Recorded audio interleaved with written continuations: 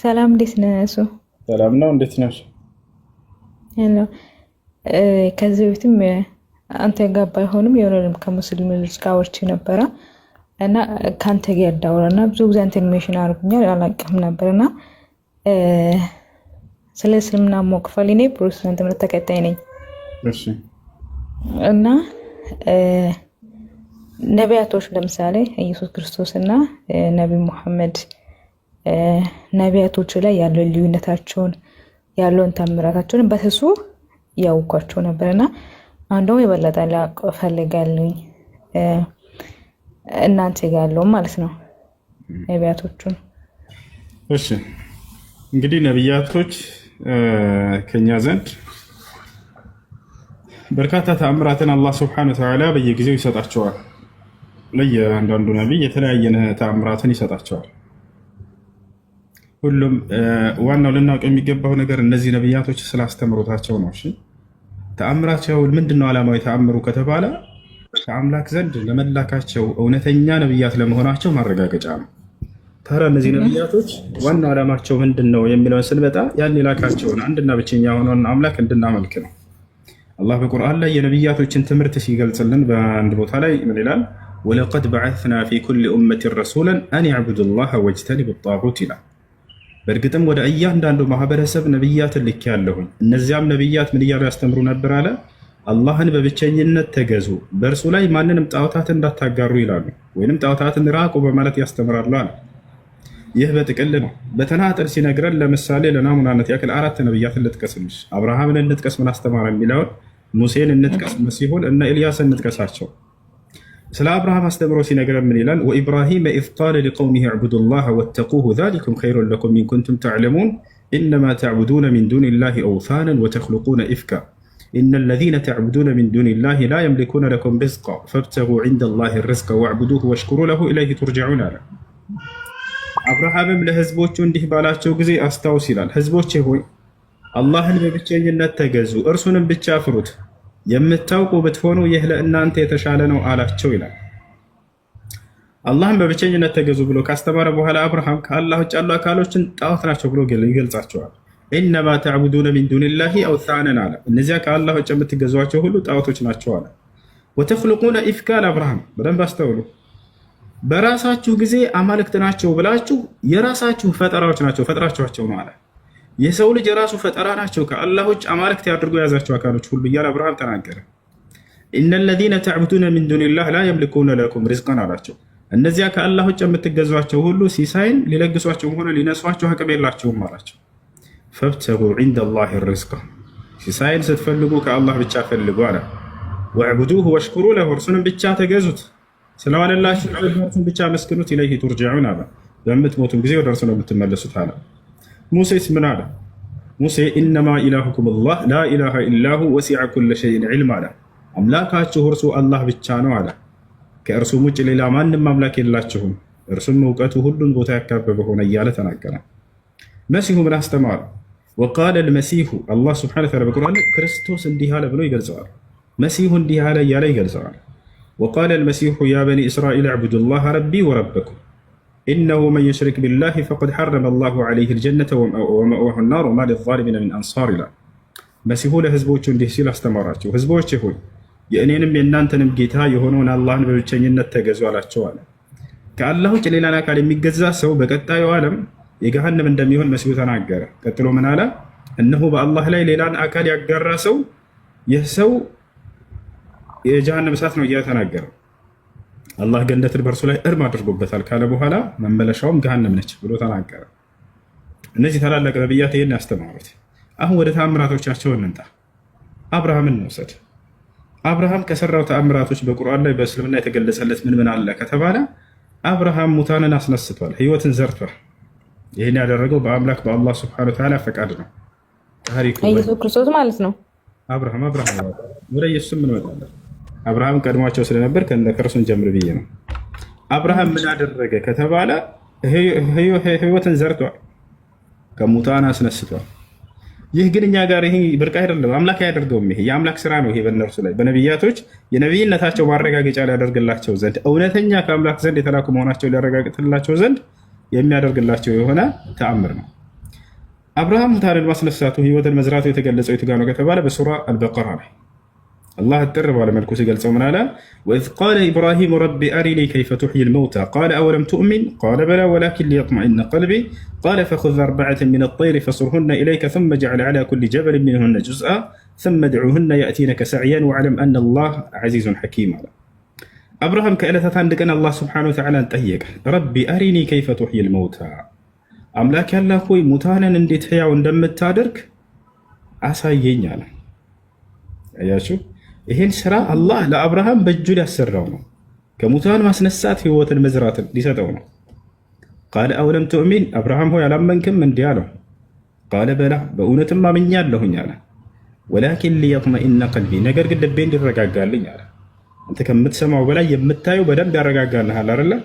ማየት ፈልጎ ነው አብርሃም። አርበዐተን ሚነ ጠይር፣ አላህ ሱብሓነሁ ወተዓላ አብርሃምን ምን አለው? አብርሃም ሆይ 4 ወፎችን ሂድና ያዝ አለው። አብርሃም 4 ወፎችን ሂዶ ያዘ። እነሱን ቆራርጣቸውና ፈሱርሁነ ኢለይከ፣ ወደ አንተ አስጠጋቸው አለው አላህ ሱብሓነሁ ወተዓላ። ثم جعل على كل جبل منهن جزءا፣ እነዚህን ግደላቸው አለው። መጀመሪያ ገዳደላቸው፣ ቁረጣቸው ስጋቸውንም አለ። ከዚያም ስጋቸውን ሄደ እያንዳንዳቸውን በተራራ ላይ አስቀምጣ ነው። አብርሃም ገደላቸው፣ ቆራረጠ፣ ስጋቸውን ወስዶ ተራራ ላይ አስቀምጣቸው። ثم دعوهن يأتينك سعيا፣ ከዚያ ተመለስና ቦታ ቁመህ ኑ በላቸው ሕያው ሆነው እየበረሩ ወደ አንተ ይመጣሉ ማሩ። ወዲያው አብርሃም እነሱን እዚያ ተራራ ላይ ቆራርጦ አስቀምጦ ወደ ቦታ ተመለሰ። ኑ ብለው ጥሪ ያደረገላቸው። ወዲያውም ህይወትን ዘርተው እየበረሩ መጥተው ከፊቱ ቆሙ።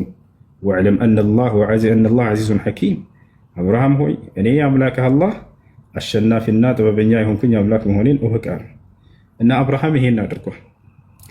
ሌላው አብርሃም ከተሰጠው ተአምር መካከል እሳት ሰዎች እንደሚያቃጥል ታውቃላችሁ። ተአምር ማለት ከሰዎች አይምሮ በላይ የሆነ ነገር ነው። አብርሃምን ግን እሳት እንዳያቃጥለው አደረገ። ይህን እንዳደረገለት አላህ ስብሐነሁ ወተዓላ በሱራ አልአንቢያ የነቢያት ምዕራፍ በሚለው ላይ ሲገልጽ ምን ይላል?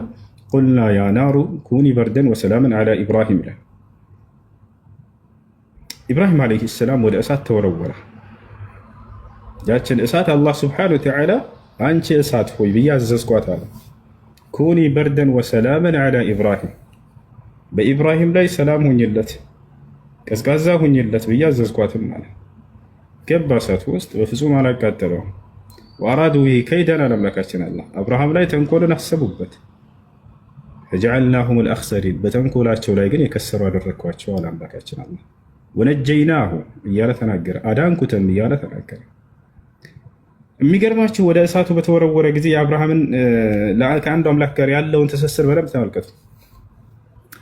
ለማ ኡልቂየ ፊናር ኢብራሂም አሉ ነቢዩ ሰለላሁ ዐለይሂ ወሰለም ሐዲስ ላይ ሲነግሩ፣ አብርሃም ወደ እሳት በተወረወረ ጊዜ ጃአሁ ጅብሪል ወደ እርሱ መጣ። መልአኩ ገብርኤል አለከ ሓጀቱን አለው። አብርሃም ሆይ የምረዳህ ነገር አለ ትፈልጋለህ አለው። አብርሃም በዚህ ጊዜም ብሎ መለሰለት፣ ኢንካነ ሚንከ ፈላ፣ ከአንተ ከሆነ አልፈልግም አለ። ከአምላኬ ግን እፈልጋለሁ። ሐስቢየ አላህ ወኒዕመል ወኪል አለ። እቺን ቃል ተናገራት አሉ። ቃለሃ ኢብራሂም ለማ ኡልቂየ ፊናር፣ ነቢ ሰለላሁ ዐለይሂ ወሰለም ምን አሉ? አብርሃምም ወደ እሳት በተወረወረ ጊዜ አምላኬ አላህ በቂ ነው፣ እርሱም ምንኛ ያማረ መጠጊያዬ ነው ብሎ ተናገራትም አሉ። ወዲያውም አላህ ሱብሓነሁ ወተዓላ ያለማንም መካከለኛ ራሱ ረዳው ኢብራሂምን ምን አለ? አንቺ እሳት ሆይ ኢብራሂምን እንዳታቃጥዩ ሰላም ሁኝለት ብሎ አዘዛት። እዚያ ቁጭ ብሎ ኢብራሂም ዓለይሂ ሰላም ከጀነት ምግብ ይመጣለታል፣ ይበላ ነበር፣ ያዩት ነበር። እንደ ተአምር ሆነለት። በዚያ ላይ ተንኮል አሰቡበት፣ አላህ ተአምር አድርጎ ገልብጦ አሳያቸው። ቦታቸዋል። ኢብራሂም ተጠየቀ። ከዚያ በኋላ ኢብራሂም በተጠየቀ ጊዜ ኢብራሂም ሆይ በህይወትህ ደስ የሚል ህይወት የኖርከው የት ነው በተባለ ጊዜ ቃለ ለማ ኡልቂቱ ፊናር፣ በእሳት ውስጥ በተወረወርኩ ጊዜ የኖርኳትን ህይወት ነው ምርጥ ህይወት እዚህ ዓለም ላይ የኖርኩት አለ። ሰዎች አንተን ህይወት ለማበላሸት ብለው ያሴሩብሃል፣ ተንኮል ይሰሩብሃል። አላህ ያንን ቀይሮ የሚገርም የጀነትን ህይወት በምድር ላይ ሰጠው። ቦታቸዋል። እንዳጠቃላይ እሳት ያላቃጠለው ተብሎ የሚገለጽለት ነቢይ አንደኛው እርሱ ነው። ልክ እንዲሁ ሙሴም የሰራቸው ተአምራቶች አሉ። የሙሴ ተአምራቶችን ብንወስድ ብትሩ ወደ እባብነት ትቀይራለች።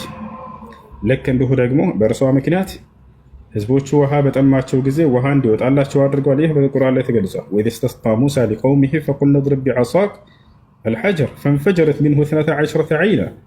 ሙሳና ህዝቦቹ ውሃ እንድለግሳቸው በለመኑኝ ጊዜ ሙሳን በብትርህ ይህንን ድንጋይ ምታ አልኩት፣ ከዚያም 12 ምንጭ ወጣላቸው ይላል በሱረቱል በቀራ ላይ። ይህ ተአምር ተገልጿል። ያቺ በትሩ የፈርዖን ደጋሚዎች የሰሩትን ድግምት እየለቃቀመች በመብላት ድል እንዲነሳ አድርገዋለች በአላህ ሱብሓነሁ ወተዓላ ፍቃድ። በዛች በበትሩ እንደምታውቂው ባህርን ከፍሏል። ወአውሐይና ኢላ ሙሳ አን ድሪብ ቢዓሳከ ልባህር ፈንፈለቀ ፈካነ ኩሉ ፍርቅን ከጠውድ ልዓዚም ይላል። ወደ ሙሳ የትእዛዝ ቃሌን አስተላለፍኩኝ ይላል። በያዝከው በትር ባህሩን ምታ አልኩት፣ መታውም፣ ባህሩም ተከፈለ፣ ሁለት ጋራና ተራራ ሆኖም ቀረ ይላል። ከዚህና ከዚህ ተከፈለላቸው፣ እነሱ አለፉ። ወአዝለፍና ثم الآخرين እያለ ይናገራል። ወጃወዝና ቢበኒ እስራኤል አልባሕር ያንን ባህርም የእስራኤል ልጆችን አሳለፍኳቸው እያለ አምላክ አላህ ሱብሓነሁ ወተዓላ ይናገራል። ሌላም ተአምራቶችን ለሙሳ ተሰጥቷል። አላህ በሱረቱል ኢስራእ ላይ ወለቀድ አተይና ሙሳ 9 አያትን በይናት ይላል። በእርግጥም ለሙሴ 9 ተአምር ግልጽ የሆኑ ሰጥቼዋለሁኝ ይላል። ሌላኛው መሲሁ ዒሳ ዓለይሂ ሰላም የተሰጠው ተአምር ምንድን ነው ከተባለ፣ አንደኛ ሙታንን ማስነሳት፣ ሁለተኛ ማየት የተሳናቸውን አይናቸውን ማብራት፣ ሶስተኛ መስማት የተሳናቸውን ጆሯቸውን መክፈት፣ አራተኛ ለምጽ ያለባቸውን ለምጻቸውን መፈወስ፣ አምስተኛ ገና ህፃን እያለ ነው ተአምር የጀመረው በእስልምና። እንዲህ ነብይ ከሆነ ምናምን በኋላ አይደለም። ገና ህፃን እያለ እናቱ አዝለው የሰው ልጆችን ቋንቋ አውጥቶ ይናገር ነበር። ማንም ህፃን ልጅ ሆኖ መናገር የሚችል ያ ጀማዓ? ገና ተወልዶ ገና ታቅፎ ማለት ነው። የዛኔ እንዲናገር አድርጎታል። የተናገረው ንግግርም በቁርአን ላይ ተቀምጧል። ምንድን ነው የተናገረው? ህፃን ሆኖ ቃለ ኢኒ ዓብዱላህ እኔ አላህ ባሪያና አገልጋይ ነኝ ብሎ ነው መጀመሪያ የተናገረው። አታኒ የልኪታብ ወጀዐለኒ ነቢያ ወደፊት መጽሐፍን ይሰጠኛል ነቢይም አድርጎ በሰዎች መካከል ይልከኛል ብሎ ነግሯቸዋል። ይህን የተናገረው በአይሁዶች ሁሉ ፊት ለፊት ነው። ወጀዐለኒ ሙባረከን አይነማ ኩንት በየሄድኩበትም ስፍራ ብሩክ ያደርገኛል የተባረከ ያደርገኛል አላቸው። ወአውሳኒ ቢሰላቲ ወዘካቲ ማ ዱምቱ ሐየ በህይወት እስካለሁም ድረስ ለእርሱ ብቻ ሶላትን እንድሰግድ ያዘኛል። ዘካንም ምጽዋት ለድሃዎች እንዳደርግም ያዘኛል። ወበረን ቢዋሊደቲ ወለም የጅዐልኒ ጀባራን ሸቂያ ለእናቴም በጎና መልካም እንደውል ልክ እንዲሁ በእርሷ ላይ ትዕቢተኛና እምቢተኛ አያደርገኝም አላቸው። ወሰላሙ ዐለየ የውመ ውሊድቱ ወየውመ አሙት ወየውመ ኡብዐስ ሐያ እያለ ይናገራል። ይህ ነው የእርሱ ተአምራቶች። ሌላም ተአምራትን ተሰጥቷል። ለምሳሌ ኢየሱስ ክርስቶስ ሞቶ ከሞተ እንደተነሳ ይናገራል።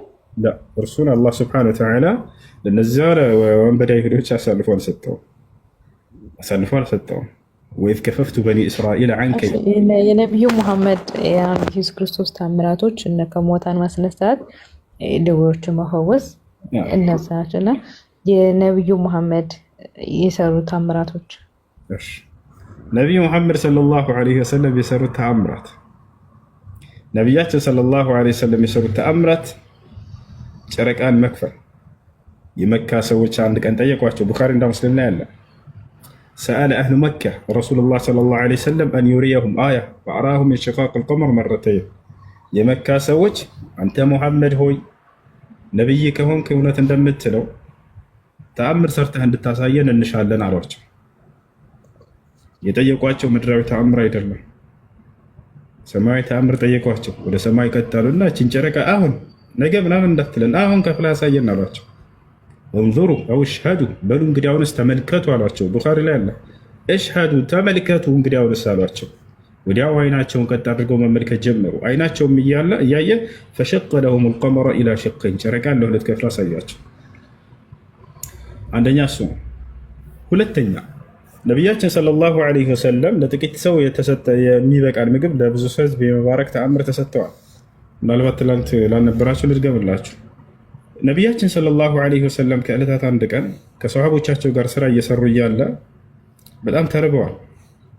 1500 አካባቢ ይጠጋሉ። ይህን መራባቸውን ያየ አንድ ሰሃባ አላስቻለውም እና ከቤት ሄጄ ምግብ ላምጣላቸው ብሎ ሄደ። ወደ ቤት ሄደ። ሚስቱን ጠየቃት። የአላህ መልእክተኛ ተርበው ተመልክቻለሁኝና ለእርሳቸው የሚሆን ምግብ ካለ ስጪ ልውሰድላቸው አለ። ቤት ውስጥ ምንም የሚቀመስ የሚበላ የለም አለችው ሚስቱ። ነገር ግን ትንሽ ዱቄት አለች፣ እርሷን ልጋግራትና ቂጣ ሰርተን እንዲሁም ትንሽ ፍየል አለች፣ እርሷን አርደን ስጋ ሰርተንላቸው ልውሰድ ካልክ እሺ አለችው። በቃ እንግዲያውንስ ዱቄቱን አብኪው፣ ልክ እንዲሁ ደግሞ እኔ ፍየሏን ልረዳት አለ። ትንሽ ፍየል ነች፣ ግልገል ነች። እርሷን ልረዳት እስኪ በስል ድረስ ብረት ድስት አድርገን እስኪ በስል ድረስ እኔ ሂጄ ልጥራቸው፣ ከእርሳቸውም ጋር 1 3 4 ሰው ጠርቼ እመጣለሁኝ አለ። እሺ ተባባሉ። ባልና ሚስት ሄደ። ይህ ሰው አረደ ፍየሏን፣ ስጋውን ብረት ድስት አደረገ። ከዚያ በኋላ እስኪፈላ ድረስ ሄደ። ለነቢዩ ሰለላሁ ዐለይሂ ወሰለም ጠጋልና ፈሳረሁ ይላል ሐዲሱ ላይ መሰጠራቸው ይላል። ያ ማለት በሚስጥር ነገራቸው ሌላ ሰው እንዳይሰማ። ምክንያቱም ለብዙ ህዝብ የሚበቃ አይደለም። ጆሯቸው ጠጋልና አንቱ የአላህ መልእክተኛ ሆይ መራበውትን አይቼ ምግብ ላመጣለት ሲሄድ የለም፣ ነገር ግን ትንሽዬ ዱቄት አለች፣ እርሷን አዘጋጅተናል። ልክ እንዲሁ ትንሽዬ ፍየል አርደናል። ከእርሱ ጋር 3፣ 4፣ 5 የሚሆኑ ሰዎችን ይዘው እንዲመጡ ልጋብዣቸው አላቸው። ወዲያው ነቢያችን ሰለላሁ ዐለይሂ ወሰለም ድምፃቸውን ከፍ አድርገው ህዝቦቼ ሆይ አሉ፣ ኑ ምሳ ግብዣ ተጋብዘናል፣ አንድም ሰው እንዳይቀር ብለው አዘዙ። ወዲያው ሰው ደነገጠ። እንደ አንቱ የአላህ መልእክተኛ ለእርሶ ብቻ ነው ይሄን ነገር ለና ከእርሶ ጋር 1፣ 4፣ 5 ሰው ብቻ ነው የጠራሁት፣ አይበቃም ከዚህ በላይ እኮ አላቸው። ነቢያችን ሰለላሁ ዐለይሂ ወሰለም ሂድ አሁን የማዘህን ብቻ አድርግ አንተ አሉት። የማዘህን ብቻ አድርግ፣ ሄደና እንዳትጋገሪው ቂጣውን ብለውሻል የአላህ መልእክተኛ፣ መጥቼ እስክባርከው ድረስ ስጋውንም ከብረት ድስት እንዳታወጭው መጥቼ እስክባርከው ድረስ ብለውሻል ብለህ ንገር አሉት። ወዲያው ሄደ። ይህ ሰው ለሚስቱ ነገራት። ቀጥታ እንደገባ የአላህ መልእክተኛና 1500 ህዝብ እየመጡልሽ ነው እኔ አላቅም ማለት ተቆጣች። ቀስ ብለህ ንገራቸው አላልኩህም ነበር? ለዚህ ሁሉ ህዝብ ፊት ለምን ተናገርክ? እንደማይበቃ ለዚህ ሁሉ ህዝብ ፊት ታውቃለህ አለችው። እኔስ ቀስ ብዬ ነበር የነገርኳቸው፣ እርሳቸው ናቸው ህዝቡን የጠሩት፣ የሚሆነውንም እናያለን። ይልቁንስ አሁን እሱን እንዳትጋግሪ ብለውሻል፣ ልክ እንዲሁ ደግሞ ከብረት ድስቱ እንዳይወጣ ስጋው ብለውሻል፣ እስኪባርከው ድረስ ብሏል። ከዚያ በኋላ ነቢያችን ሰለላሁ ዐለይሂ ወሰለም እና ሶሐቦች መጡ። 1500 ህዝብ መጡ። ነቢያችን ሰለላሁ ዐለይሂ ወሰለም ያንን የተቦካውን መጡ። ፈባረከሁ ወዲያውም ባረኩት ይላል ሐዲሱ ላይ። ስጋውንም ተቀበሉ፣ ወዲያው ባረኩት። አሁን መጋገር ጀምሪና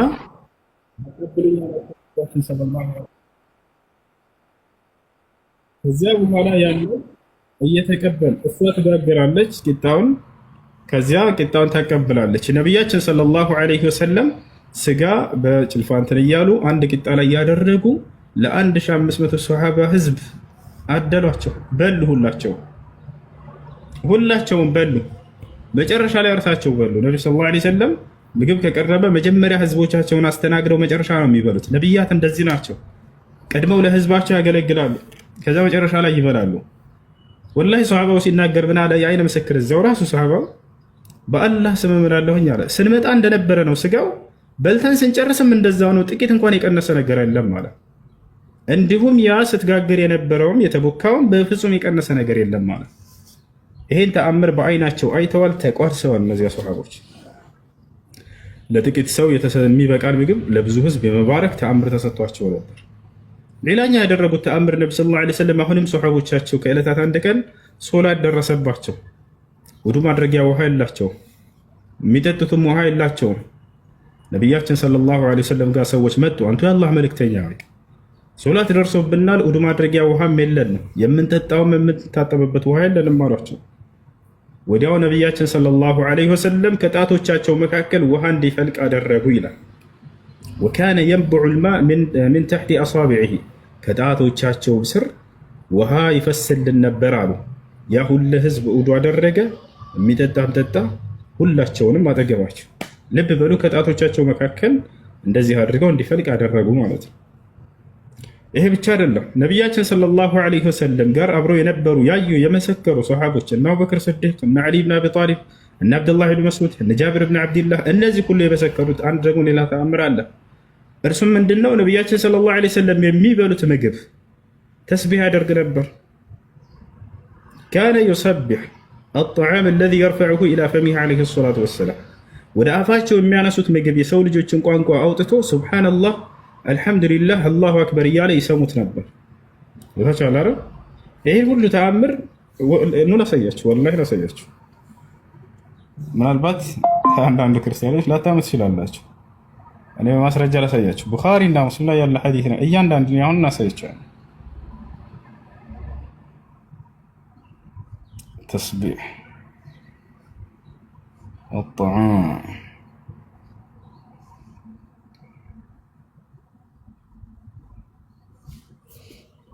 ኑ ላሳያችሁ። እዚህ ጋር ይታያችኋል። ምንጩን ተመልከቱት። ቡኻሪ 3579 አንድ ሜት አድርጉት።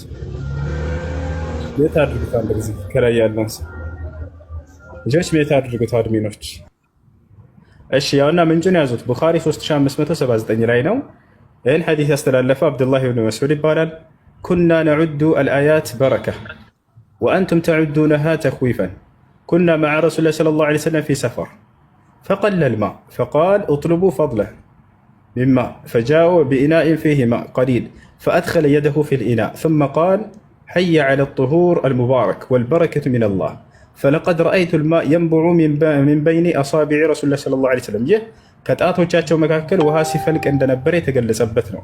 ወለቀድ ኩና ነስመዑ ተስቢሕ الطعام وهو يأكل እርሳቸው ምግብን እየተመገቡ ያ ምግብ ተስቢሕ ሲያደርግ እንሰማ ነበር አሉ። ወለቀድ ኩና ነስመዕ በእርግጥ እንሰማ ነበር ተስቢሕ الطعام የምግቡን ተስቢሕ ማድረግ እንሰማ ነበር وهو يأكل እርሳቸው ምግብ እየበሉ የሚበሉት ምግብ የሰው ልጆችን ቋንቋ አውጥተው ሱብሃንአላህ አልሐምዱሊላህ ሲል ይሰሙት ነበር። ያውና ውሃ ከጣቶቻቸው መካከል እንደፈለቀም በዚሁ መንገድ ሁለቱን ተአምራቶች ገልጿቸዋል። ምንጭ ቡኻሪ 3579 ላይ ታገኝታላችሁ። ይሄ ነው እና ነቢያችን ሰለላሁ ዐለይሂ ወሰለም እነዚህን ተአምራቶች አድርገዋል።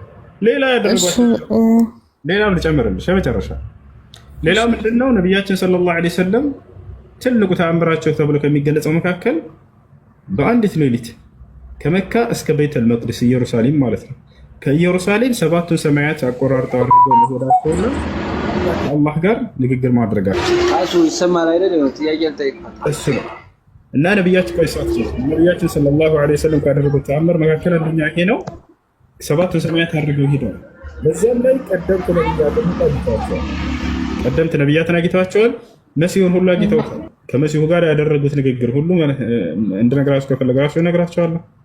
እሺ መጽሐፍ ቅዱስ ቁርአንን በአማርኛ ዘርጎ የሚታክል ግሽን አለው ነበረው እሱን ፈልጋለና አያቸው ከውስጡ ላይ ደግሞ ጥያቄ ሆነብኝ ደግሞ ማለት ጠይቃለሁ ማለት ነው። እሺ አመሰግናለሁ። እሺ ወርቅነህ ሰላም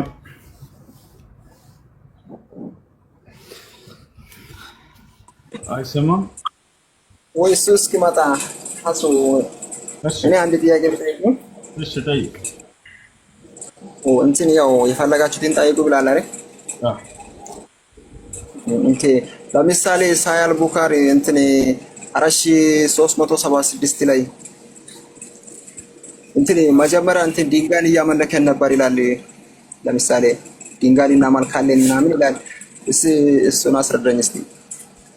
እሺ ስንት ነው ያልከው?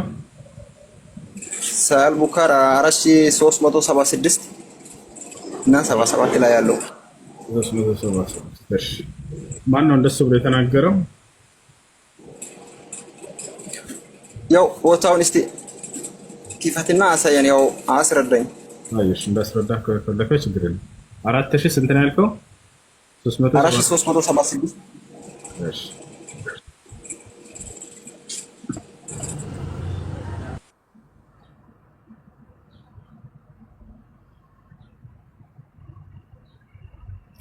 ጃ ወሪያ ጃ በጃስም የተከፈተ ብዛት ከምታለ ሁሱ ሰላም አለይኩም። ወአለይኩም ሰላም። አንተው ነህ ራስህ ነህ? ጸጋው የበዛለት እኔ ነኝ። ጸጋው የበዛለህ አንተን ልዘይርክ ወዲህ መጣው። በጸጋው እየተመላለስክ ነው አይደለ? አልሐምዱሊላህ። አንተስ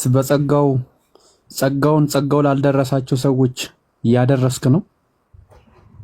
ያው እንደዚያ በለው። እሺ 4376 ነው ያልከው አይደለ? አዎ እሺ حدثنا الصلت بن محمد قال سمعت مهدي بن ميمون قال سمعت أبا رجاء يقول كنا نعبد الحجر. እንግዲህ እዚህ ጋር ሰሃቦች እንደሚታወቀው ነብያችን ሰለላሁ ዐለይሂ ወሰለም መጥተው ወደ አንዱ አምላክ ወደ አላህ Subhanahu Wa Ta'ala ሳይጠሯቸው በፊት የነበሩበት በእንግሊዘኛ ያለኝ በእንግሊዘኛ እንትን ቤት በጣም አሪፍ ነው። ምኑን አሪፍ? ለምሳሌ እንደዚህ ብሎ ነው የሚዘምረው እንትን ዩስቱ ወርሺፕ ቱ ስቶን እያለ እንትን ይናገራል። ያው እሱን ቢታስ በጣም ድንጋይ እናመልክ ነበር ይላሉ ሰሃቦች። እሱን እያነገርኩህ ነው። ነቢያችን ሰለላሁ ዐለይሂ ወሰለም ወደ አንዱ አምላክ ሳይጠሯቸው እንግሊዘኛ ቢሆን በጣም አሪፍ ነበረ። ይጨርስ እንጂ አዳምጠኝ እና ገልጥልሃለሁ። አንተ ነበር አብሽር። ሰሃቦች ካኑ ያዕቡዱን አልአስናም። አዎ በርካቶች ጣዖትን ያመልኩ ነበር። ከጣዖት አምልኮ እንዳወጡ ሀሱ ይሰማል አይደል? ሀሱ ይሰማል። አንድ ጊዜ ሊጨርስ ይሄን እሺ። ሰሃቦች ምን ይላሉ? ኩና ነዕቡዱ አልሐጀር ድንጋይ እናመልክ ነበር። ፈኢዛ ወጀድና ሐጀረን ሁወ ሀሱ አይሰማም? ይሰማል። አንዴ ልጨርስ። አንድ ጊዜ ይሰማል። ወንድሜ ጥያቄ ልቀጥል ጠይቃለሽ። አንድ ጊዜ ልጨርስ። እሺ አዳምጠኝ። እሺ ኩና ይሰማል። ወደ ጥያቄ ልቀጥል። በቃ አውርዱትና ኔትወርክ ሲስተካከልለት ይገባል። እሺ እየዘገየ የሚደርሰው መሰለኝ። ኔትወርክን አስተካክለው። እሺ ኩና ነዕቡዱ አልሐጀር ፈኢዛ ወጀድና ሐጀረን ሁወ አኽየር ሚንሁ ألقيناه وأخذناه الآخر. فإذا لم نجد حجرا جمعنا جثوة من تراب ثم جئنا بالشاة فحلبناه عليه ثم طفنا به. فإذا دخل شهر رجب قلنا قلنا منصل الأسنة فلا ندعو رمحا فيه حديدة ولا سهما فيه حديدة إلا نزعناه وألقيناه شهر رجب. وسمعت أبا رجاء يقول كنت يوم بعث النبي صلى الله عليه وسلم غلاما أرعى الإبل على أهلي فلما سمعنا بخروجه فررنا إلى النار إلى مسيلمة الكذاب. እሺ አንጾኪያ የተናሳው ላስረዳ። እሺ አሁን እንግዲህ እነዚህ ሰዎች ነብዩ ሰለላሁ ዐለይሂ ወሰለም ነብይ ተደርገው ከመላካቸው በፊት የነበሩበትን ነገር እየጠቀሱ ነው። ወታላ አይደለ የነበሩበት መንገድ ምንድነው ከተባለ ድንጋይ ያመልኩ ነበር። ኩና ነዕቡዱ አልሐጀር ድንጋይ እናመልክ ነበር። فإذا وجدنا حجرا أهو أخير منه ألقيناه ከዚያ ከምናመልከው ድንጋይ የተሻለ ድንጋይ ካገኘን ያን የመጀመሪያውን ድንጋይ እንወረውረው ነበር። ከዚያ እንደገና ያኛውን ድንጋይ እንይዘዋለን አሉ። ወታላ አይደለ በዚህ መልኩ የነበሩ ሰዎች ነበሩ። አሁን በዚህ ጥያቄ ምንድነው? አው እሱም ሆኖ ደግሞ እንትን ታች ሄዶ ደግሞ እንትን ደግሞ አፈርንም እናመልካለን እንዳልታችን ተመልኩ ነበር። ስለዚህ እሱ ታዲያ እንዴት ተቀየረ? ለምሳሌ አሁን እኛ እንትን አዲሱን ኢየሱስ ክርስቶስን ለብሰናል። ለምሳሌ እኛ እናንተ አሁን ያ ነገር እንዴት ተቀየረ? ቆይ አሁን እነዚህ ሰዎች ከመስለማቸው በፊት ነብዩ ሰለላሁ ዐለይሂ ወሰለም መጥቶ ሳያስተምሯቸው በፊት የነበሩበትን መንገድ እየተናገሩ ነው። በአዳም ልኮ ላይ ነበርን ነው። ከዚያ በኋላ ነብዩ ሰለላሁ ዐለይሂ ወሰለም መጡና እነዚህን አታምልኩ ብለው ከለከሏቸው። የአብርሃም የኢስሐቅ የያዕቆብን አምላክ አንዱን አምላክ አምልኩ ብለው ሰበኳቸው። ወጥቷል አይደል? እሱ ኦኬ እንትን መሐመድ ሳይወለድ በፊት ነው። ነብዩ መሐመድ ሳይወለድ በፊት ነው። ነብይ ተልኮ ሳይላኩ በፊት የነበረ ታሪክ እየተናገሩ ነው። ኩና ይላል ያለፈ ነገር ነው። ነበርን እያሉ እየገለጸ ነው። እሱ ተራ እንትን ከመሐመድ ነብይ በኋላ ተሻረ። ይሄንን ድንጋይ አታምልኩ ብለው ከለከሏቸው። አንዱን አምላክ አምልኩ ብለው አዘዟቸው። ሲያመልኳቸው የነበሩ ጣዖቶችን ሁሉ ጣሉ እነሱ። ኦኬ ለምሳሌ እንደዚህ ይላል እኮ አሮጌውን ትተን ደግሞ እንትን ሌላውን እንትን የተሻለውን ስናገኝ እሱንም እናመልካለን። እሱንም እየነገርኩህ ነበር። የሆነ ድንጋይ እናመልክ ነበር። ከዚያ በኋላ መንገድ ላይ እየሄድን ሌላ የተሻለ ድንጋይ ካገኘን ያንን ተወና ሌላውን እናመልካለን። ይሄን እናደርግ ነበር እያሉ እየገለጹ ነው ያለፉበትን የነበረውን የአምልኮ ስርዓታቸውን። ጣዖት አምልኮ ላይ ነበሩ እነዚህ ሰዎች። ኦኬ እንትን በጣም አሪፍ ነው። ስለዚህ ደግሞ እንትን ሌላ ቦታ አንድ ጥያቄ ልጠይቅ። ያው ጠይቅ ብለሃልና እዛውም ደግሞ ሳል ቡኻሪ 235 ላይ ለምሳሌ ሙስሊሞች ለምሳሌ ንጽህናት ማለት ያው የሃይማኖት ያው ግማሹ እንትን ነው። ግን እዚህ ጋር ምን ይላል? ለምሳሌ ቅቤ ውስጥ አይጥ ብትሞት አይጡን አውጥታችሁ ቅቤውን ተጠቀሙ ምናምን ይላል። ለምሳሌ አንደኛ ይሄን ታስረዳለህ? እሺ ላጣለሽ ችግር የለም። ቡኻሪ ስንት ላይ ነው? ምን አልከኝ? ቡኻሪ ስንት ላይ ነው? 235 235 235 እሺ 235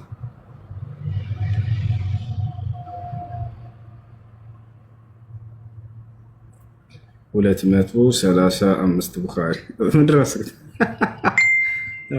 እኔ ምስቀው ለምንድነው ልንገራቸው? ወላሂ ባልሆነ መንገድ ስለሚነግራቸው ነው። ባልሆነ መንገድ ስለሚነግራቸው ነው። 235 ችግር የለም። ምን ይላል እንግዲህ እንዳነሳው የሆነ ቅቤ ነገር ብለን እንውሰደው።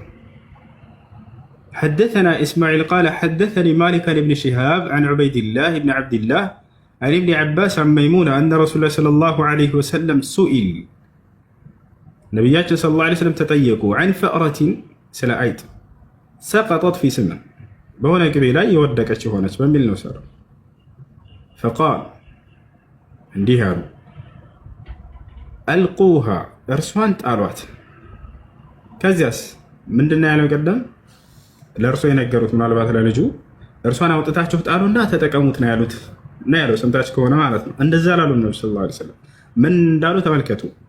አልቁሃ እርሷን ጣሏት፣ ወማ ሐውለሃ በእርሷ አክባቢያ ያለውንም ጣሉት አሉ።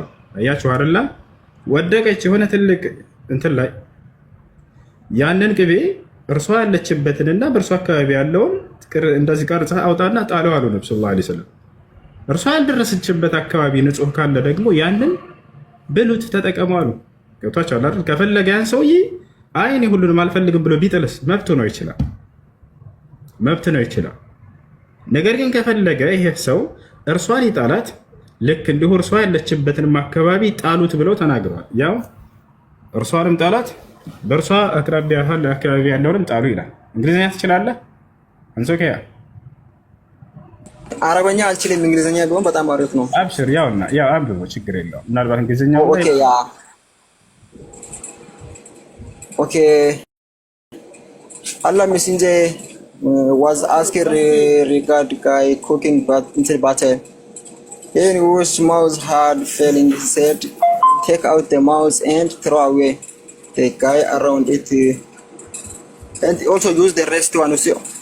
ዩዝ ዘ ሬስት ዋን እንትና አይዟ የተቀመጠችበትን ቦታ አውጥታችሁ ጥላችሁ ለምሳሌ የቀረውንም ተጠቀሙ ምናምን ይላል። ለምሳሌ አይጥ ቅቤ ውስጥ ብትሞት ያው እንትን የተለያዩ ብዙ አይነት መርዝ አለው። እሷ እንትን ከሞተች በኋላ ያው ቅቤ ውስጥ ግን እሷ የሞተች ብቻ አውጥታችሁ ጥላችሁ ሌላውን ተጠቀሙ ማለት እንትን ትንሽ ስህተት የለውም ወይ? አይደለም። አሁን እዚህ ጋር ምርጫ ነው። በመጀመሪያ ግዴታ አይደለም። እሺ በቀደም መጀመሪያ ሳብራራለህም ብያለሁ። አይ ሁሉንም አልፈልግም ካለ ሰውዬው ሁሉንም መጣል ይችላል፣ መብትህ ነው። ይባላል አይደል? ይቺ አይጥ ወዳ ወደቀች ለምሳሌ። ከዚያ በኋላ ከፈለክ አንተ እርሷን ትጥልና በእርሷ የወደቀችበትን አካባቢ ደግሞ ዝቀህ ታወጣና ትጥለዋለህ። ዘቅ አድርገህ ጣለው። ያለከችበት አካባቢ መጠቀም ፈልጋለሁ ካለ ሰው መጠቀም እንደሚችል ለመግለጽ ነው። አይ እኔ ሁሉንም አልጠቀምም ካልክ የሚያስገድድህ የለም። የግዴታ ተጠቀም አላለም ሰለላሁ ዐለይሂ ወሰለም። ስለዚህ ይሄ መጣና ፈቃድ ነው። አይ እኔ አልፈልግም ይሄን ነገር ካልክ ሁሉንም መድፋት ትችላለህ። ስለዚህ ያው እሱም ብንበላም ችግር የለውም። አዎ እሷ ያልነካችበት ቦታ ንጹህ እስከሆነ ድረስ ልክ ሌላ ንጹህ ነገር እንደመብላት ማለት ነው። የተለየ ነገር የለም። የነካችበትን ቦታ አትብሉት፣ ጣሉት ብለዋል ነብዩ ሰለላሁ ዐለይሂ ወሰለም። ኦኬ በጣም አሪፍ ነው። ስለዚህ እንትን ቅድም ልጁ የጠየቀ ነበረ አንድ ጥያቄ ያው እንትን ለምሳሌ ኢየሱስ ክርስቶስ በሰውነቱ መለኮት ተገልጦ ይኖራል። ለምሳሌ እንደዚህ ይላል ኢየሱስ ክርስቶስ ቅድም የሻሪያ ለምን በኢየሱስ ክርስቶስ ማትይዙም? ከነቢያቶች ያው ትልቁ ነብይ ኢየሱስ ክርስቶስ ነው። ለምን በሱ ስም አትይዙም ስለው እንትን ለምሳሌ እንትን ቆላሲያስ ምዕራፍ 2 ቁጥር 9 ላይ በሰውነቱ እንትን ተገልጦ ይኖራል። ለምሳሌ መለኮቱ በሰውነቱ ላይ ተገልጦ ይኖራል ይላል በኢየሱስ ክርስቶስ። ለምሳሌ ሙሐመድ ላይ መለኮት ተገልጦ ይኖራል። መለኮት ተገልጦ ይኖራል ማለት ነው ትርጉሙ ያው እንትን ከአብ የተቀበለው ነው ኃይል ማለት ነው። ለምሳሌ በጣም ጥሩ አየህ፣ ከአምላክ የተቀበሉት ኃይል አለው ወይ ነብዩ ሰለላሁ ዐለይሂ ወሰለም? አዎ አለ። በዚያ በኃይላቸው በተቀበሉት ኃይል ተአምራትን ያደርጋሉ። ኢየሱስ ክርስቶስ ምን እንደነበር ሲሰራ የነበረው በሱ የተገለጠው ኃይል ምን እንደሆነ ሲገልጽ የሐዋርያት ሥራ ምዕራፍ 2 ቁጥር 22 ላይ ጴጥሮስ ምን አለ? አዩሃ الرجال الإسرائيليون اسمعوا هذه الأقوال يسوع الناصري رجل قد تبرهن لكم من قبل الله بقوات وعجائب وآيات صنعها الله بيده هذا እናንተ የእስራኤል ልጆች ሆይ ይህን ንግግሬን ስሙ አለ ጴጥሮስ።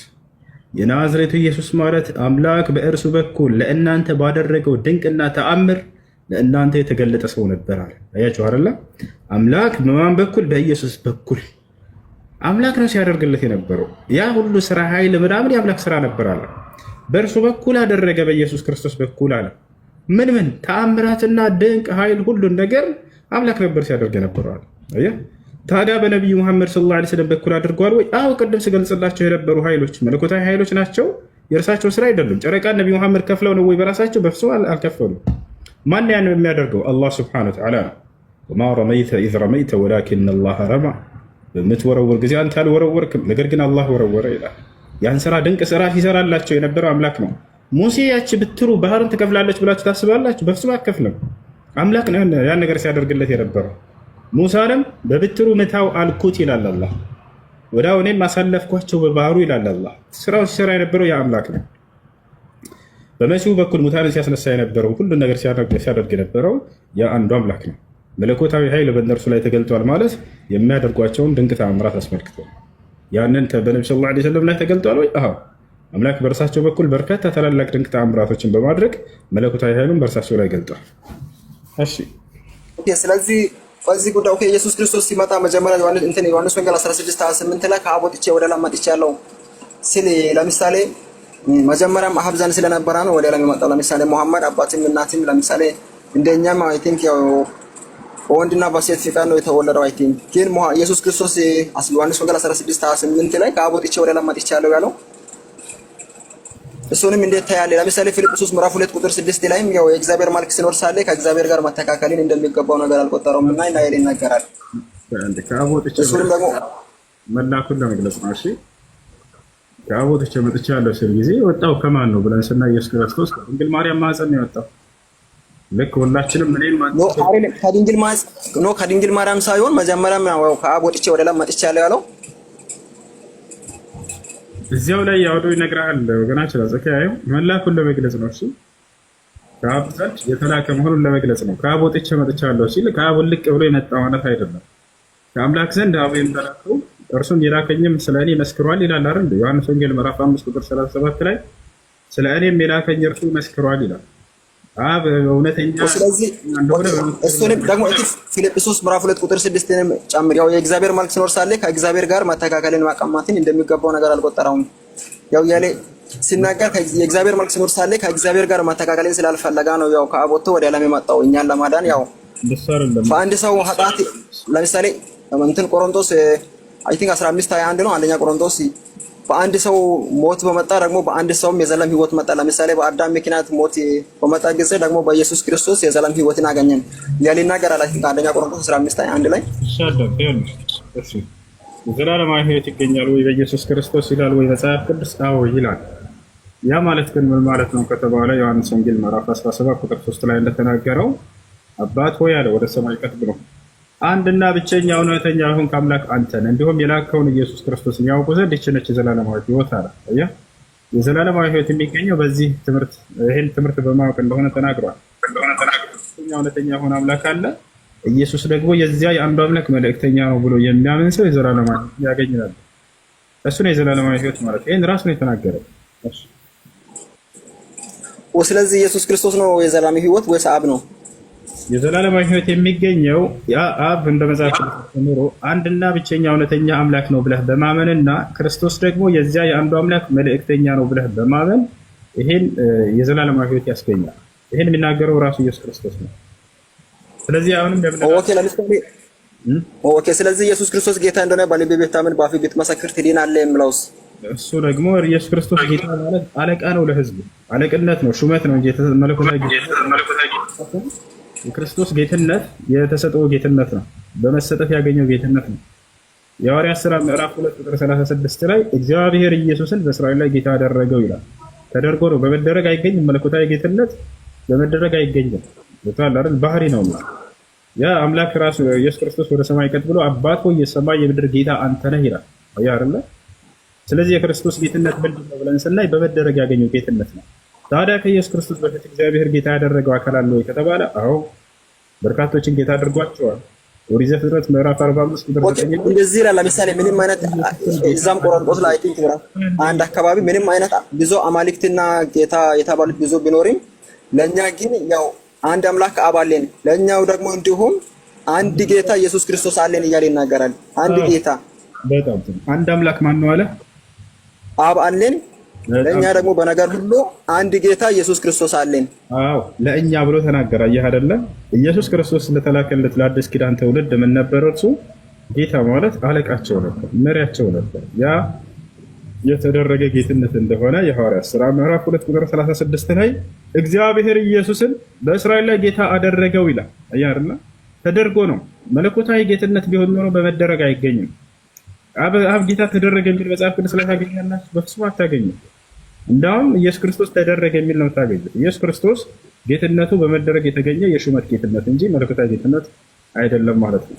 ይህ ነው። ስለዚህ ኦኬ ዮሐንስ ራእይ ለምሳሌ ዮሐንስ ራእይ ምዕራፍ 21 ቁጥር 7 ላይ ቲንክ ያው ድል የሚነሳ ይህን ይወርሳል እርሱም አምላክም ይሆናል። ለምሳሌ አምላክም ይሆናል እያለ ይናገራል። እሺ ኢየሱስ ክርስቶስ እኔ አምላክ ነኝ ብሎ ያስተማረበት ቦታ የለም። ይሄ ወገናችን እሺ ዮሐንስ ራእይም ላይ ከሄደን አምላክ እንዳለው ነው ያስተማረው። በሌሎችም ወንጌላቶች ላይ አምላክ እንዳለው ነው ያስተማረው ራሱ። ዮሐንስ ወንጌል ምዕራፍ 17 ቁጥር 20 ላይ ምዕራፍ 20 ቁጥር 17 ላይ አምላክ ወደ አምላካቸው አድርጋለሁ ይላል። ኤፌሶን ምዕራፍ 1 ቁጥር 3 ኤፌሶን ምዕራፍ 1 ቁጥር 17 የኢየሱስ ክርስቶስ አምላክ ይባላል። ራእይ ላይ ሌላ ቦታ ሳትሄድ ዮሐንስ ራእይ ላይ ምዕራፍ 1 ቁጥር 4 ላይ አምላኩ እያለ ይገልጻል። ለኢየሱስ ክርስቶስ አምላክ እንዳለው እዚያው ላይ ይገልጻል። አሁን እዚህ ጋር ምንድነው ትንሽ እንትን ያለባቸው የተመታተባቸው ነገር የአዲስ ኪዳን ባለቤቶች ስለ እግዚአብሔር ስለ አብና ስለ ኢየሱስ ክርስቶስ ሲናገሩ በአንድ አንቀጽ ላይ ስለ ሁለቱም ባህሪ ይናገራሉ። ስለ ሁለቱም ይናገራሉ። የዛኔ ለአብ የሆነውን ለኢየሱስ ክርስቶስ ታደርጋላችሁ። ለኢየሱስ ክርስቶስ የሆነውን ለአብ ቦታች አለርላ ስለ አብ ይናገራል። እዚያው ላይ ደግሞ ስለ ኢየሱስ ክርስቶስ ይናገራል። ይህን እንዴት ነው የምትፈቱት ከተባለ እንደውን ጠቁማችሁ እኛ ሙስሊሞች ወላሂ ጠቁማችሁ እኛ ጋር የሆነ ሙተሻቢህ የሆነ አሻሚ የሆነ ቃል ከመጣብን ምን እናደርጋለን? ሙሕከም ወደሆነ ሙተሻቢህና ሙሕከም ይባላል። ሙሕከም ግልጽ ተደርጎ የተቀመጠውን አንቀጽ ሄደን በዚያ እንፈተዋለን። ቁርአን በቁርአን የምንለው ማለት ነው። መጽሐፍ ቅዱስ በመጽሐፍ ቅዱስ ፍቱት። ይህ ለአብ ነው ወይስ ለኢየሱስ ነው የሚለው ከተመታተባችሁ ምን ታደርጋላችሁ? ስለ አብ ምን ተብሏል ሌላ ቦታ ላይ ብላችሁ ትሄዳላችሁ። ለመሆኑ ይህ አምላክ የሚለው ኢየሱስ ክርስቶስ ነው ወይ የሚል መለከተው? እዚያም ላይ እግዚአብሔር አብ ከተጠቀሰ አይ ሌላ ቦታ ላይ ኢየሱስ ክርስቶስ በራሱ ያስተማረው ግልጽ ቃል አለልኝ አይደል እንዴ? አብ አምላክ እንደሆነ ቃል በቃል ተናግሯል። ኢየሱስ አምላክ እያለ ይጠራዋል። ብቻህን አምላክ ነህ ብሎ ገልጾታል። ቦታች አለ አይደል? የኢየሱስ ክርስቶስ አምላክ ይባረክ እያለ አምላክ እንዳለው እንዲሁም አምላክ እንደሆነ ለእርሱ ተገልጦለታል። ያን ሄዳችሁ ከዛ ትይዛላችሁ። ይሄን በዛ ተፈታው። ኦኬ ስለዚህ እንትን እግዚአብሔር ኢየሱስ ክርስቶስ ወይም አባት እንደሆነ አብ እንደሆነ ታምናላችሁ? ለምሳሌ ኢየሱስ ክርስቶስ አምላክ እንዳለው አስተምሯል መጽሐፍ ቅዱስ ላይ። እሱን እናምናለን። አምላክ ሳይሆን ለምሳሌ አብ እንዳለው ለምሳሌ የእግዚአብሔር ልጅ እንደሆነ ታምናላችሁ? እሺ አምላክ ማን ነው? አባት ማለት ልጅ ማለት ነው ማለት ነው። መጽሐፍ ቅዱስ አብ ወልድ ለምሳሌ አብ ወልድ ብለን የምናምነው እንትን ለምሳሌ ዮሐንስ ወንጌል 15 ቁጥር 1 ላይ እንትን ጀምረን ሲና እውነተኛ የወይን ግንድ እኔ ነኝ ገበሬውም አባቴ ነው ያለ እኔ ምንም ልታደርጉ አትችሉም ያለው እዛ ጋር ኢየሱስ ክርስቶስ ራሱ ነው። ገበሬውም አባቴ ነው ያለው ኢየሱስ ክርስቶስ ነው። እውነተኛ የወይን ግንድ እኔ ነኝ ያለው ደግሞ ኢየሱስ ክርስቶስ ራሱ ነው። እሺ አሁን አንተ ጥያቄ ልጅ እንደሆነና አብ ደግሞ አባት እንደሆነ ታምናለህ ወይ ነው አይደል ጥያቄ? አው እሱ ነው። ለምሳሌ እውነተኛ የወይን ግንድ እኔ ነኝ ያው ገበሬው አባቴ ነው ያለው ኢየሱስ ክርስቶስ ለምሳሌ ምሳሌያዊ አነጋገር አሎ አቤት አቤት ይሰማል። ልጅ ሲባል ምን ማለት ነው? ትርጉሙ ምንድን ነው? ልጅ ማለት ለምሳሌ እኔ ለአባቴ ልጅ ነኝ አይደል? ልክ እንደሱ ነው። ኦኬ እንግዲያውስ ኢየሱስ ክርስቶስ አይሁዲዎችን እናንተ የዲያብሎስ ልጆች ናችሁ ብሏቸዋል። እውነት የዲያብሎስ ልጆች ናችሁ ይሉ ልክ አንተ ለአባቴ ልጅ እንደሆንክ ምን አልከኝ? ኢየሱስ ክርስቶስ አይሁዲዎችን ሊገሉት የመጡትን የዲያብሎስ ልጆች ናችሁ ብሏቸዋል። ዲያብሎስ አባታቸው ነው። ልክ አንተ ለአባትህ ልጅ እንደሆንክ ኖ አይደለም እንትን በኢየሱስ ክርስቶስ የማያምኑትን ነው ያው እንደዚህ ያለው እንጂ በኢየሱስ ክርስቶስ የሚያምኑትን አመሰግን ቆይ አንዴ። አሁን ስለዚህ ልጅ የሚባለው ከእምነት አንጻር ነው። የአምላክን ሕግና ስርዓት የሚፈጽም የእግዚአብሔር ልጅ ብሎ መጽሐፍ ቅዱስ ይገልጻቸዋል። የአምላክን ሕግና ስርዓት አልፈጽምም ብሎ የዲያብሎስን ፍላጎት የሚፈጽም ደግሞ የዲያብሎስ ልጅ ይባላል። አይደለ? ስለዚህ የእምነታቸው ነው የሚወስነው። አሁን ስለዚህ ኢየሱስ ክርስቶስ ልጅ ያስባለው ምንድን ነው ብለን ስናይ የአምላኩን ሕግና ስርዓት ስለሚጠብቅ ነው። ቦታቸው ይሄ የአምላክ ኦኬ ለምሳሌ እንደዚህ ልጆች ይባላሉና ያ ይገልጻቸዋል። ጽድቅ የሚያደርገን ሰው እግዚአብሔር ልጅ ተብሎ ይገለጻል። ኦኬ ለምሳሌ እንደዚህ ያለ ይናገራል። ለምሳሌ አንድያ ልጁን እስከሰጠ ድረስ ሰላሙን እንዲወዷልና ያው አንድያ ልጁን እስከሰጠ ድረስ ሰላሙን እንዲወዷልና ማለት ያው እግዚአብሔር አብ እንደሆነ ድጋሚ ይናገራል። ለምሳሌ ያንን አንድ ማለት ለእስራኤል ሰዎች ያንን ኢየሱስ ክርስቶስን አሳልፎ መልእክተኛ ይሁን ዘንድ ነብይ ይሁን ዘንድ አሳልፎ አምላክ በየጊዜው ነብያትን ያስነሳል። እነዚህ ነብያቶች የአምላክ ልጅ ተብለው ይገለጻሉ መጽሐፍ ቅዱስ ላይ ገብቷል አይደል? ኢየሱስ ክርስቶስ መጽሐፍ ቅዱስ ላይ እናንተስ የልዑል ልጆች ተብላችሁ አይደለምን ይላችኋል። ማለት በቃ እስራኤል ልጆች ይሄንን ልጅ አንድ መልእክተኛ ኢየሱስ ክርስቶስን አድርጎ መርጦ መላኩን መግለጽ ነው።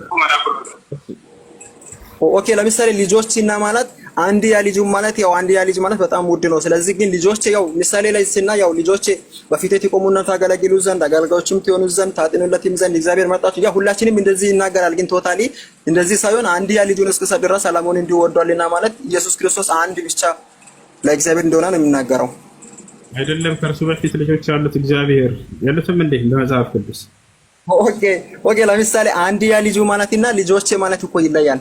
አላልኩም። አንድ ልጅ አንድ ብቻ የበኩር ልጅ ብሎ የገለጸው ብቸኛ ልጅ አለው ከኢየሱስ በፊት አምላክ ነው አይደለም? የበኩር ልጅ ማለት ነው። ኦኬ እና አይ ቲንክ ያው ጥያቄው በዛ ማለት ነው። ስለዚህ በጣም ይቅርታ ካባዛ የበኩር ልጅ ማለት ነው። የበኩር ልጅ ማለት ያው አባት የሌለው ነው። ግን ኢየሱስ ክርስቶስ ያው አባት አለው። የበኩር ልጅ ማለት ነው አባት የሌለው ማለት ነው። ለምሳሌ የበኩር ልጅ ማለት ወይም እሱን ፊታልኝ እስቲ አንተ ያስረዳኝ እስቲ እሱ አዳምጥና በቃታችሁ ማለት አዳምጣለሽ። የበኩር ልጅ ማለት እሱ አዳምጥ። ኦኬ ማለት ምን እንደሆነ አታውቅም አይደል? ካላወቅ አዳምጥ በቃ ከዚህ በኋላ እሺ። የበኩር ልጅ ማለት የመጀመሪያ ልጅ ማለት ነው።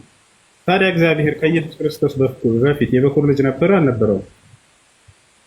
ነው አልነበረውም። ኢየሱስ ክርስቶስ አንድያ ልጁ ያው ውድ ልጁ አንድ ብቻ ነው ኢየሱስ ክርስቶስ ለእግዚአብሔር ነበር። እስራኤል ማን ነው? እንደ መጽሐፍ ቅዱስ እስራኤል ተብሎ የተጠራው ማን ነው? ያዕቆብ።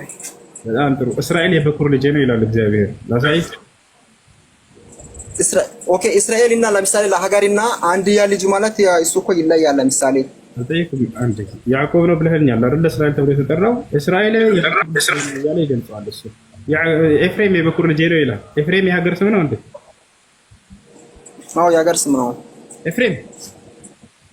ኦኬ ኖ አይደለም። ኤፍሬም ሀገር ልጅ እንትን ሀገር ስም ሳይሆን እንትን ያዕቆብ ማለትና አንድያ ልጅ ማለት እንዴት ይገናኛል? ለምሳሌ አሎ የበኩር ልጅ አልኩህ እኮ። የበኩር ልጅ ማለት የመጀመሪያ ልጅ ማለት ነው። ክርስቶስ ገና ሳይመጣ በፊት ከወንድሞቹ መካከል በኩር ሆነ ይላል ኢየሱስን። ማናቸው ወንድሞቹ የተባሉት? በጊዜው የነበሩ ሰዎች ናቸው። እነዚህ ሐዋርያቶች ማለት ነው። እነዚህ ሐዋርያቶችም ኢየሱስ ገና ሳይገኝ በፊት የበኩር ልጅ እያለ የሚጠራቸው ነፍ ነበሩ ነው ባጭሩ። ልጆች እያለ ስለዚህ እዚህ ጋር እያለ ያለው ከእንትን ልጆችንም ጨምሮ ሳይሆን አንድያ ልጁን ኢየሱስ ክርስቶስን እየጠቀሰ ነው እንትን እየተናገረ ያለው። ችግር የለውም አልኩህ እኮ። ይኸውልህ አንድ ልጁ ነው የሚለው አማርኛው ላይ ነው አንድያ ብሎ የጻፈው። እሺ አንድ ልጁ ተብሎ ነው ይገልጻል። ለምሳሌ የአብርሃም አንድ ልጁ ብሎ ይገልጻል አይደለ? የበኩር ልጁ አንድ ልጅህን እረድ ይለዋል አይደለ? ያንና ይሄንን ያድስ ኪዳንን አምጥተህ ሄደህ ታስተያየው አንድ አይነት ነው የተቀመጠው። አማርኛው ላይ ለየት ሊያደርጉላችሁ አንድያ ብሎ ሸወዳችሁ። ከዚያስ አንድያ የተባለው ብቸኛ ልጁ ስለሆነ ነው አላችሁ። አንድ ልጅ ነው የሚለው አይሽ።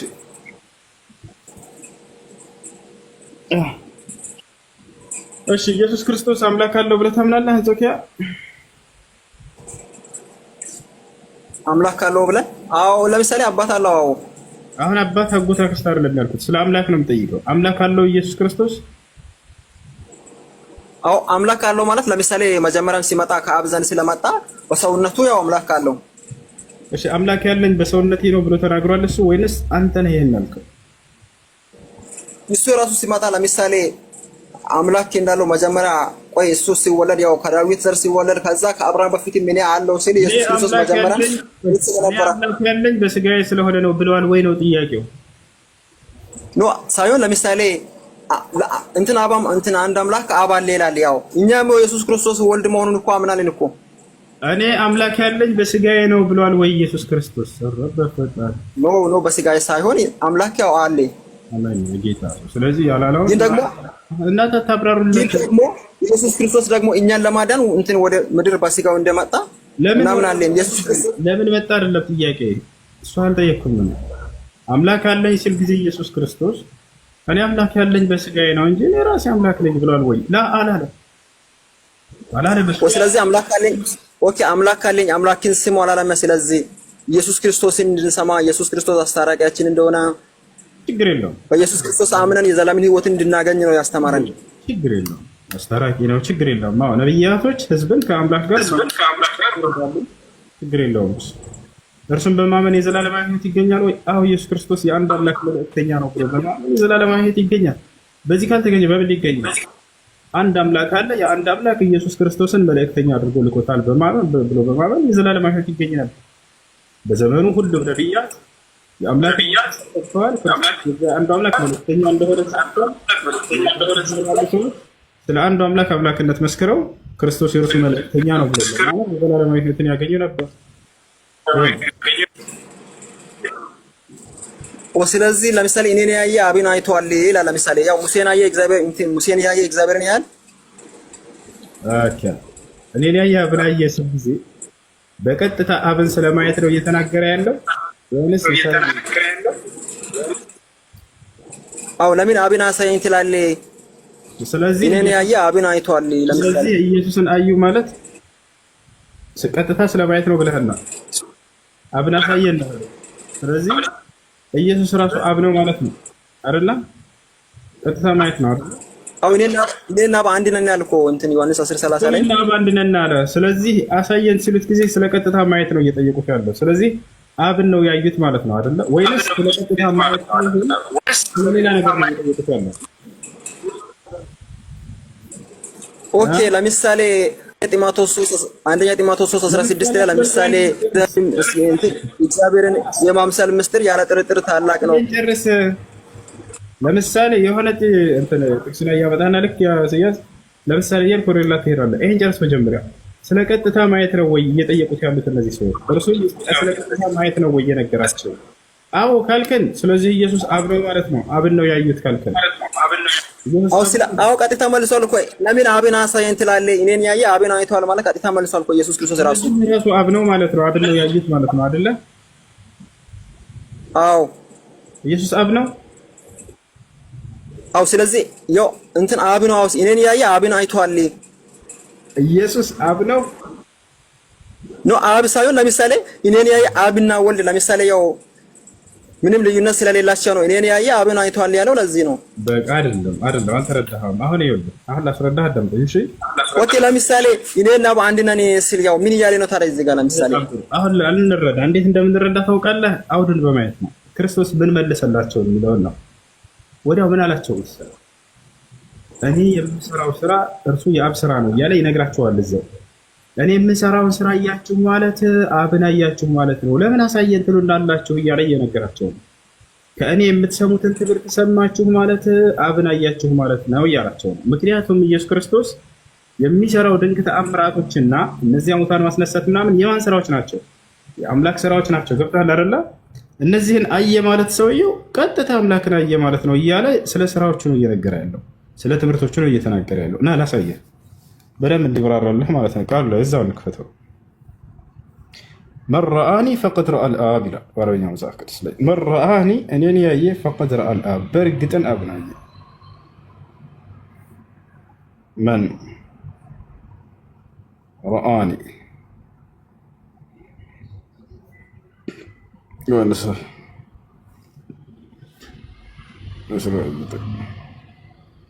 ከኔ ጋር ነህ አለ አለው። አሁን በደንብ እንድትከተል እሺ። ስለምን ማየት እንደሆነ ኢየሱስ የነገራቸው ከዚያ በኋላ እንመለከታለን።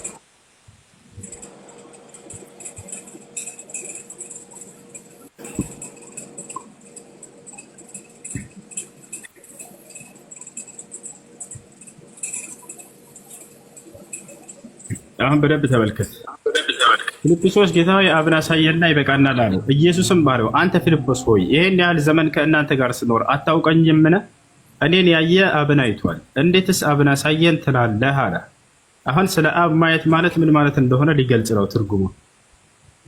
እኔ በአብ እንዳለሁ አብን በእኔ እንዳለ አታምኑምን? ከዚያስ እኔ የምነግራችሁን ቃል ተመልከት፣ ከራሴ አልናገረውምና አለ። አየህ፣ ያ ቃል ከማን ነው? ከአብ ነው። ይሄን ሰማችሁ ማለት ቀጥታ አብን አያችሁ ማለት ነው። ስለ ቃሉ መስማት እንዲሁም ስራውን ሊገልጽ ነው ቀጥሎ። ነገር ግን በእኔ የሚኖረው አብ እርሱ ስራውን ይሰራል።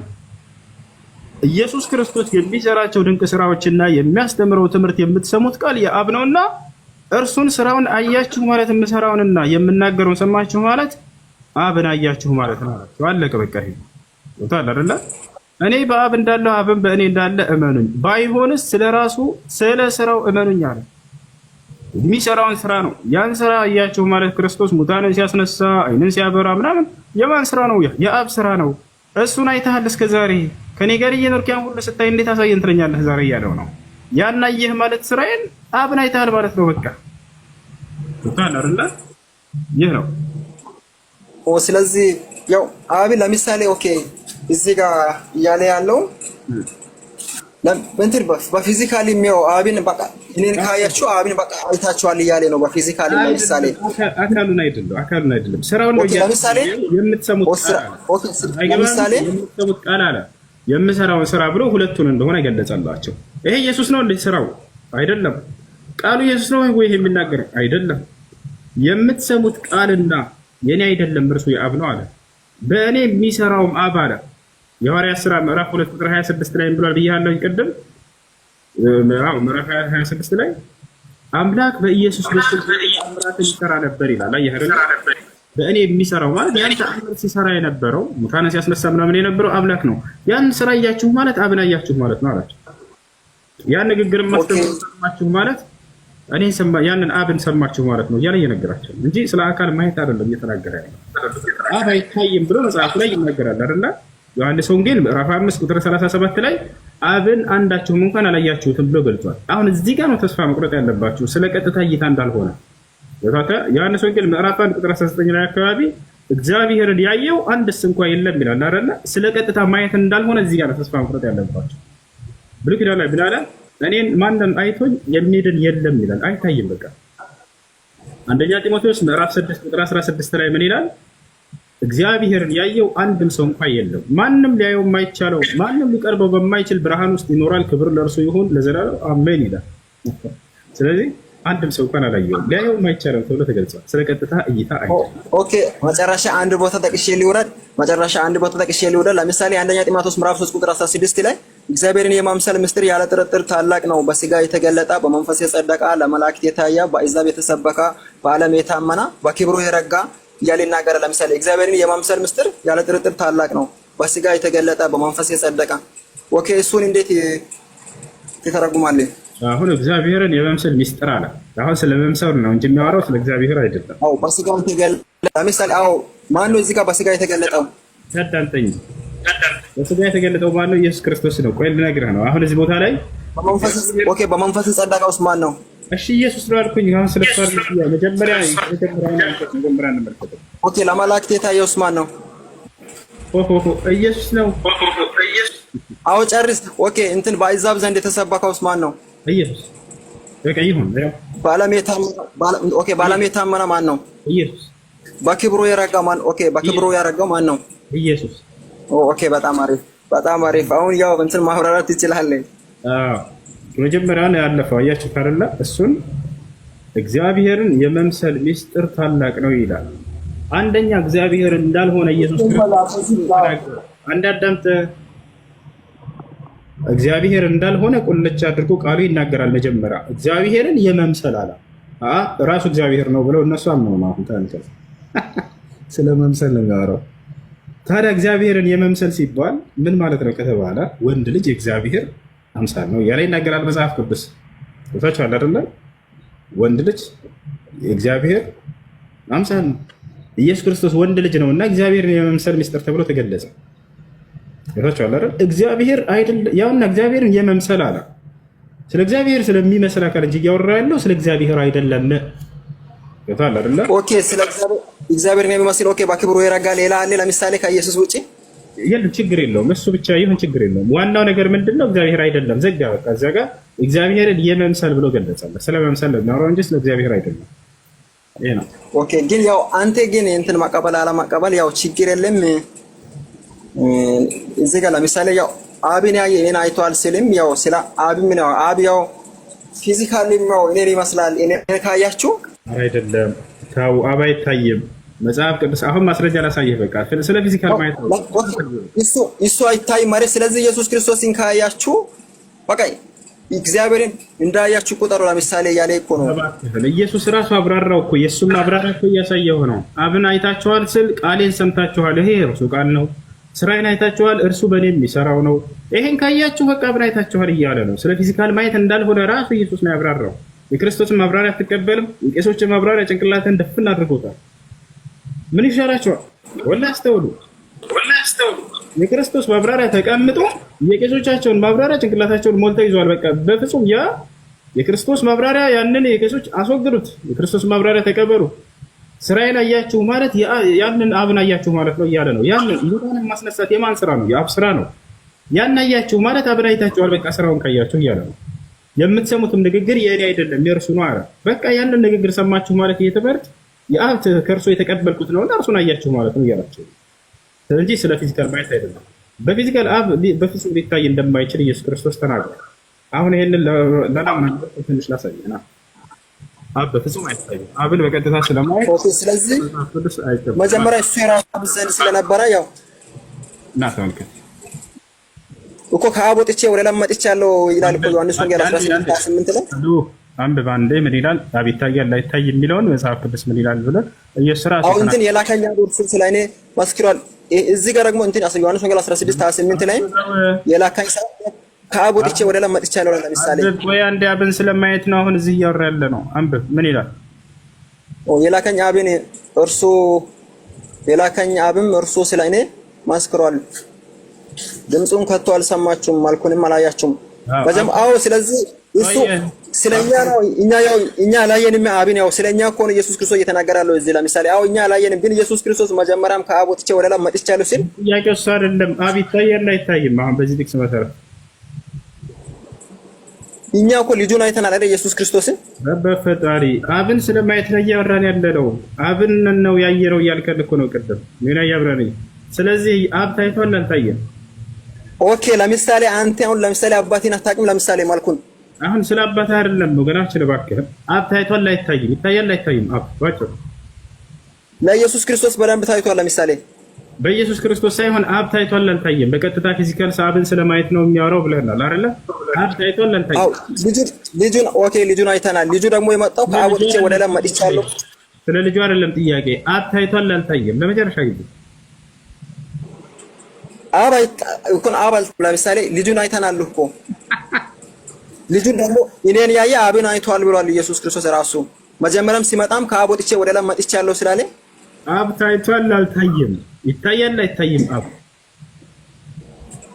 አብን አላየንም፣ ልጁን አይተናል እኮ። ልጁ ራሱ እኔን ያየ አብን አይቷል ብሏል እኮ። ልጁን ማይታል ችግር የለም። እቺ ስለሱ አይደለም ጥያቄው። እኔን ያየ አብን አየ። ስለዚህ በቀጥታ ልጁን ካየ አንዴ ልጁን እግዚአብሔር መልኩ ሳለ ከእግዚአብሔር ጋር ማቀማማትን ማስተካከልን እንትን እንደሚገባ ነገር አልቆጠረም። እሱን ማየት የሚለው ነገር ስራውን ማየት እንደሆነ ቅድም ኢየሱስ ያብራራውን አሳየው። ልክ እንዲሁ ደግሞ የእርሱን ቃል የምትሰሙት ቃል የአብ ቃል ማለት አብን አያችሁ ማለት ነው እያለ ያብራራበትን አሳየው። የክርስቶስ ማብራሪያ ትክክል ነው ወይንስ ተሳስቷል? ስለ ፊዚካል ማየት ነው እያወራ ያለው ወይንስ ስራንና ትምህርትን ስለማየት ነው የሚያወራው? ኢየሱስ ተሳስቷል አልተሳሳተም? መልስልኝ። እንትን ምን ማለቱ?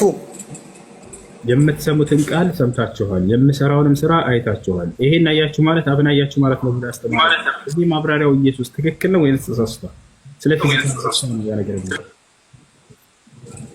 ኦኬ ፊዚካሊ ከአብ ጋር መተካከልን መቀማትን እንደሚገባው ነገር አልቆጠረውም እያለ መጀመሪያ የት ስለነበረ እንኳ አብ ዘንድ ስለነበረ እኮ ነው እዚህ ጋር እያለ ያለው ከእግዚአብሔር ጋር መተካከልን መቀማትን እንደሚገባው ነገር አልቆጠረም። መቀማትና ስለመስጠት ስለመስረቅ አይደለም ጥያቄ። ይኸውልህ የአኔን አያብን አየ የሚለው አውድ ላይ ሲያብራራ ኢየሱስ ክርስቶስ የአብን ስራ ነው የሚያሳያችሁ፣ የምትሰሙትም ቃል የአብ ቃል ነው፣ ይሄን ሰማችሁ አያችሁ ማለት አብን አያችሁ ማለት ነው እያለ አብራርተዋል። ይሄ ነገር ትክክል ነው ኢየሱስ ወይንስ ፊዚካል ነው? አንተ በቃ ክርስቶስ ተሳስቷል እዚህ ጋር ያ ኧረ ክርስቶስ አይሳሳትም እንደ ክርስቶስ ይሳሳታል። ስለዚህ እርሱ ካልተሳሳተ ፍጹም እኮ ነው። ክርስቶስ ማለት ስሙ ራሱ ፍጹም ክርስቶስ ማለት ነው። እንትን ባትሪ ዘጋ ቻርጅ ይሰጣል። አብሽር ያ ሌላ አለ ያ